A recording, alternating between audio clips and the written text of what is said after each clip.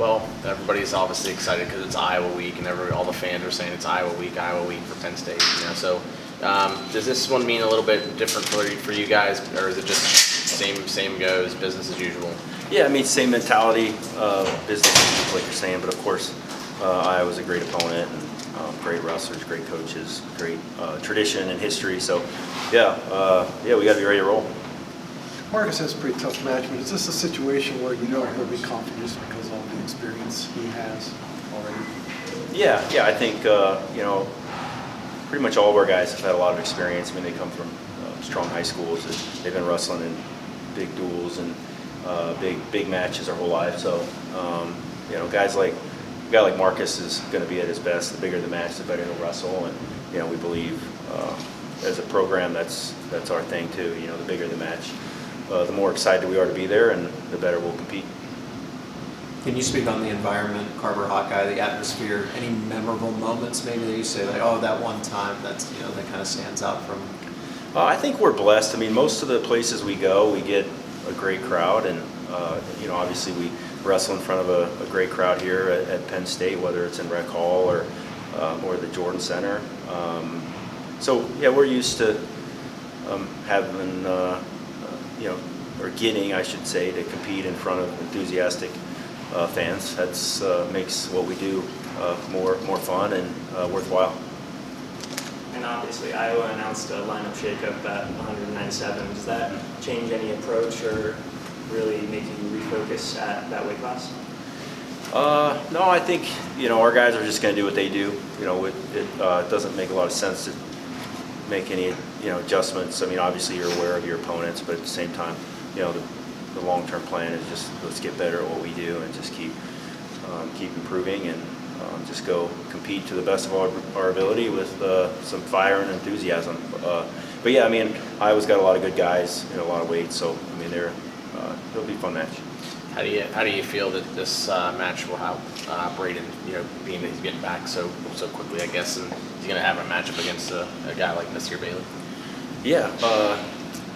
Yeah, again, it's just, these guys are used to tough opponents, tough teams, tough, fun environments, and it's just got to go wrestle and do what we do and wrestle the matches in our way and what we do. So, yeah, it's great preparation for them. I mean, obviously everything's just preparation for the national tournament, and whether it's at home or away, that's just the way we look at it. And obviously this weekend has both the Iowa and Northwestern duels. Yep. How do you stay focused on both duels with Iowa getting a lot of notoriety?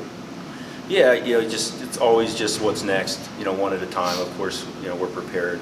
But we're used to that. Everyone's used to it. You wrestle is in the Big Ten or even around the country. I'm sure other conferences do the same thing. But, you wrestle Friday and you turn around and you wrestle Sunday. You got to travel, and so a lot of it's just discipline, weight management.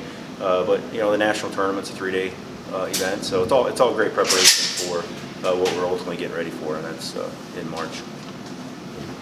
Is there what other context can you provide the Nagao status? I know your comments post-match on Saturday kind of indicated that this might be a long-term timeline, but is he out for the season? Do you intend to try to have him recompete at any point in time? Yeah, no, he's definitely done for the season. Yeah, I mean, we love Aaron. He's, as like I said, as good as humans get, and will be a great success in whatever he does. Has had some setbacks, obviously, with that shoulder, and it's a tough one to come back from, but he's kind of got to restart that process again. And with Nate Desmond, he's been wrestling at 125. He could go in at 133. He wrestled up at 41. What's kind of his plan now that Davis could be someone that's just an anchor at that spot? Yeah, well, he's provided incredible depth. Obviously, 25 would be a tough long-term move for him. Multiple weigh-in deal, but he gives us a lot of confidence that we have somebody that can step in at 25, 33, or even 41. But really, our plan for him is just keep getting better. Keep building his foundation for 4 years of great college wrestling, and that's what he's doing. Rocco, you had said before that you were hoping that maybe Ono would get into a tournament or two this season. Is that still looking like a possibility? Yeah, I'm not sure. Obviously we've been discussing that, but I don't know. I don't know if we'll see him this year or not. I mean, he's got to get back and get healthy. Rocco Welsh, Angelo Ferrari, that's going to be a matchup that could go down in NCAAs. We get to see it this weekend. Your thoughts on how just the anticipation going into that one? Yeah, again, it's just, we want to be ourselves and do what we do and wrestle in the areas that we're strong. Obviously, tough opponent and very tactical. These are the guys you got to go beat if you want to be a national champion. So that's what makes it fun. And it's all preparation. Ferrari has an unorthodox style. Do you have to do it? Is there an element of additional coaching or scouting or anything that goes into it? Well, I think everybody's aware of their opponents and their tendencies and how they defend and how they score points. And I think everybody's got to be prepared for your competition, right? So we'll be prepared and we'll be ready to compete on Friday. Cole gets another test against someone like Ben Kueter, who could be an All-American, maybe even contend for a final. So what are you looking forward out of him to capitalize on kind of this streak where it just seems to be Cole's building some momentum? Yeah, just keep getting better, just keep working in his areas and building confidence. Just like everybody, it's not we don't put a lot of focus on one match, right? It's just we're trying to get better every week, and if we do that, then we'll be hard to beat in March. And similarly off of that, is there an additional focus considering that Iowa is also wrestling a fairly lighter heavyweight in this scheme? Just saying, would we approach the match differently because? Oh, well, is it a test that you're focused on because they both are lighter heavyweights? Not really. I mean, Cole's pretty darn consistent in the way he wrestles, and conditioning is always going to be a factor for him, and just his ability to attack and score points, and it's just a good test against one of the best heavyweights in the country, and returning All-American, obviously. So just a great opportunity for Cole to go just see where he's at this week. Was part of the plan for Braden this year to kind of be ready just in case? Yeah. I guess maybe that's a stupid question because that's I mean that's that's right on. I mean, discussions with him redshirting it's just the reality of what Aaron was coming back from. It's just an uphill battle. Shoulders are really challenging in our sport. It's complicated, obviously, joint and in the position to get put in wrestling. And but if anyone could do it, it was Aaron. So we wanted to give him his the best support and opportunity we could give him. But I think Braden, obviously from the beginning, he was aware, just be ready to go because shoulders are just tough injuries to come back from. Has wrestling in the room, maybe just to develop, with the plan being to redshirt him before he's called upon, is there maybe more room for a guy like that to grow where he doesn't have to worry about making weight and wrestling to compete per se? Yeah. I mean, in theory, it's always up to the individual and how they approach a redshirt year or not, and just making sure they're getting better. And obviously there's a difference in if you're preparing differently every week for a different opponent, but that's not really how we do things anyways. I mean, we're just focused on our guys, trying to figure out how we can get better. We don't adjust our training a whole lot for specific teams, or it's more of an individual, just get better each week. So I don't know if that answered your question, but redshirt year. I mean, we want the guys to have the time to get better and to play with things, as opposed to just trying to get ready to compete sooner rather than later. But there's always competitions. Even when you're redshirting, you should ideally be competing and getting as many matches as you can, because doing something in practice is great, but doing it in competition's better, right? So you want to go apply things in actual competition. That's the whole point of that's getting better. So our guys that are redshirting this year, we're hoping they're competing and working on their mindset. Obviously their technique, just their approach, feeding off of and learning from watching other people compete, how they deal with things, good times and bad, and it's all a learning process. Even when you're competing, you got to be learning, and winning you're learning, losing you're learning. I mean, it's all just part of the process. Speaking of that, Luke's only lost 3. One of them was to Peterson. Does he, is that the kind of kid who can look back on that, or just had a fire after something like that happens? Well, I mean, they wrestle a lot of great competitors, and when you're traveling the world and the nation, I mean, there's going to be some ups and downs, and you just got to learn as you go. But yeah, I mean, Luke's focused on getting better. I mean, he's not it's the same thing for our whole team. We're not focused on one team, or he's not focused on one individual. Obviously, Peterson's a great wrestler, and yeah, that's a fun match for Luke. Of course, one of the guys you got to beat if you want to be a national champion. So it's more about just learning from the past and just continue to try to get better as we move forward. Coach, how have you seen Braden evolve over these past few seasons, and especially this moment where the intention was for him to go through a redshirt season? How valuable was that time to maybe kind of sit back and assess when he was in the starting lineup versus, again, that substitution? Well, he's just a tremendous competitor. He's going to give it everything he has every time he steps on the mat. He's a tough kid. We've watched him the last 2 years. I don't know if he really had that much time where we're going to see much difference. I mean, it was, about a month before he was kind of getting the nudge saying, hey, make sure you're, getting ready to go here again.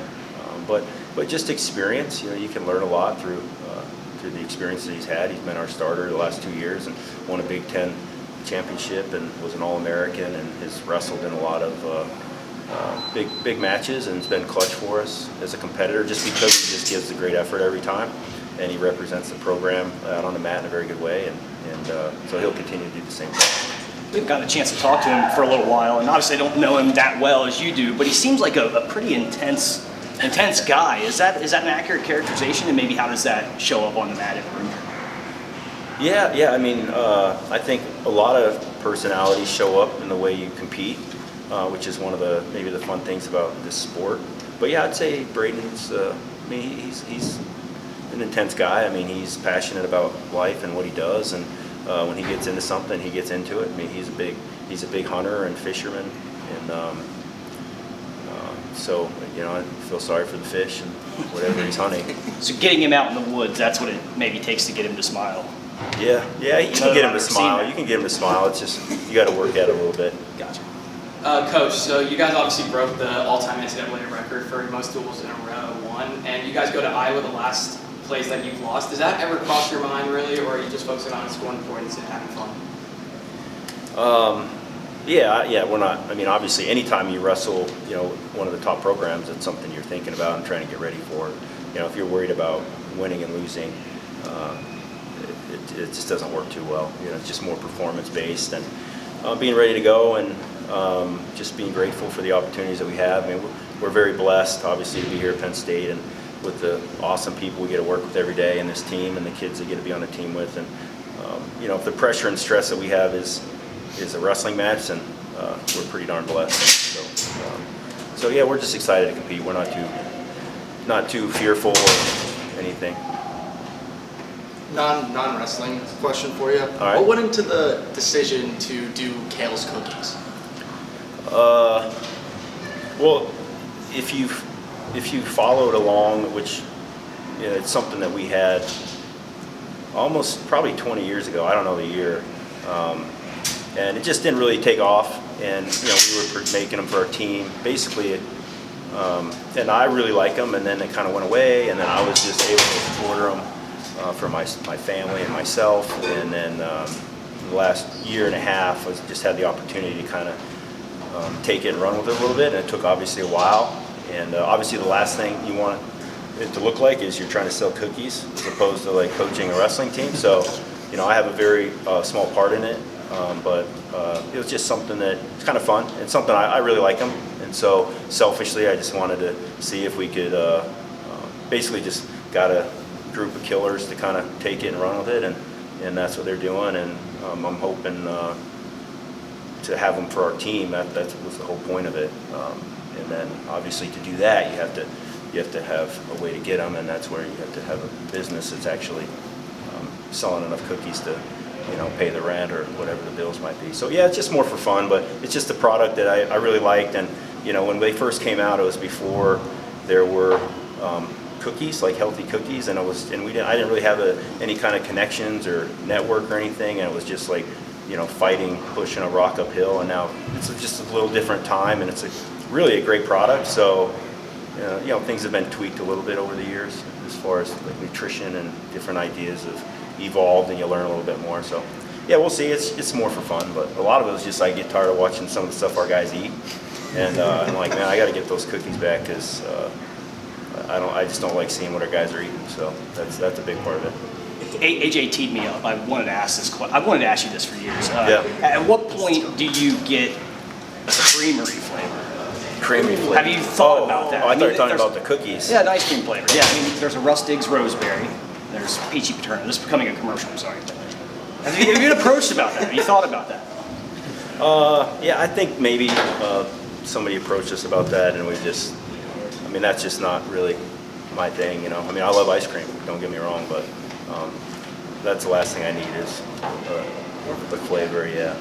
More of a cookie. Yeah, and the whole idea with putting my name on the cookie was obviously embarrassing, but then I don't have to do anything. Just, this is something I'm endorsing, and obviously my name's on it, so I don't have to be on social media and messing around and worried about selling cookies, because that's, we're trying to be the best wrestling program we can be. Since we're off the wrestling discussion, I've been standing here watching the Muppets on the screen behind you all day. Oh, nice. What's the story with that? I mean, do different teammates get to choose what's playing on there every day? Or it's usually Yeah, Coach Cody runs the screen, so he usually comes up with some epic stuff. I mean, he's the guy that, when you see Santa over there, and you see something for the holidays and stuff. So Cody's the thoughtful one. He's thinking about those kinds of things, and does a really good job.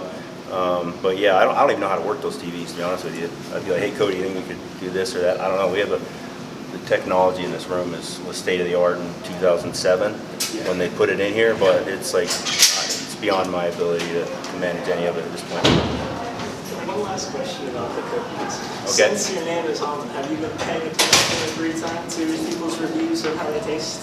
A little bit. I mean, the guy that's running it, his name's Zach Stork, and he's kind of kept me just in line with what's going on. He said, hey, it's all positive. So I don't know. I don't want to hear it if they're not, but that's the thing too. You're like, hey, these aren't like Granny B cookies, or that was actually a company out west, but they're not a dessert cookie. This is like something you would eat as a meal replacement. You'd eat after weigh-in, you eat it during competition, something that's light that you don't feel it, and you feel it's just something you can go wrestle after you eat, and you feel great. So some people don't, if you don't eat healthy food, which I don't eat a lot of healthy food, then they probably don't taste good to you. So if you do, you'll love them. But so I don't know.